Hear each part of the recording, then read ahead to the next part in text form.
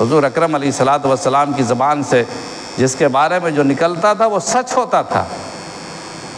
تاریخیں بدل سکتی ہیں، زمین و آسمان کے فیصلے بدل سکتے ہیں، سرکار دو عالم صلی اللہ علیہ وسلم کی زبان کبھی جھوٹی نہیں ہو سکتی معاذ اللہ۔ یہ یقین کفار کو بھی تھا کہ جو بات زبان سے نکل گئی تو نکل گئی، چونکہ یہ بات اللہ کی طرف سے ہو رہی ہے۔ حضور اکرم علیہ الصلوۃ والسلام کے دل پر یا آپ کی زبان پر جو باتیں جاری ہوتی تھی وہ رب العالمین کی طرف سے جاری ہوتی تھی۔ سارے فیصلے رب العالمین کے ہوتے ہیں، زبان مبارک آپ کی ہوتی ہے۔ تو ساری محنت کرنے کا کوئی فائدہ ہوا؟ جہاد میں شریک رہا، دشمنوں کو ختم کیا، تہہ تیگ کیا، مسلمانوں کی صف میں لڑتا رہا، لیکن نتیجہ کیا ہوا؟ جہنم میں پہنچا۔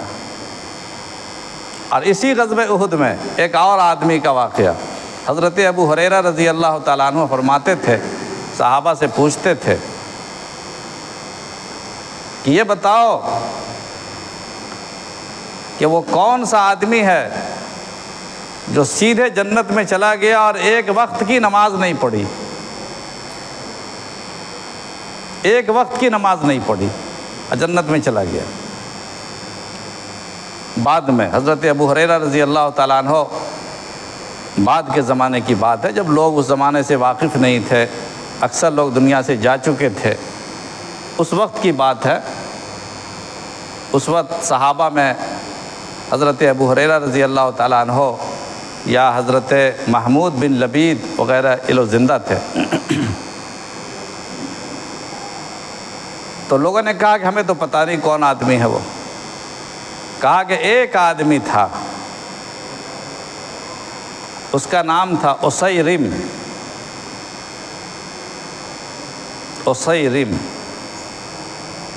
قبیلہ بنو عبد الاشحل ایک قبیلہ تھا مدینہ پاک میں۔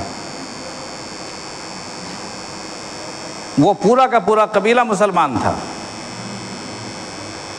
اور رسول اکرم علیہ الصلوۃ والسلام کے فدائیوں میں، آپ کے جانثاروں میں شامل تھا، اور ہمیشہ قبیلے کے لوگوں نے اس کو سمجھایا کہ تم بھی اللہ کے نبی صلی اللہ علیہ وسلم پر ایمان لے آؤ اور ہمارا ساتھ دو۔ اس نے ہمیشہ انکار کیا کہ نہیں، میں اسلام نہیں قبول کر سکتا، آپ لوگ سب کے سب مسلمان ہو جائیں، مجھے پرواہ نہیں۔ آخر کار یہ غزوہ احد کا موقع آ گیا اور سارے لوگ، اعلان ہو گیا، سب لوگ پہنچ گئے میدان۔ مدینے سے باہر جنگ ہونی تھی، احد قریب ہی میں احد ہے۔ یہ آدمی پیچھے رہ گیا تھا،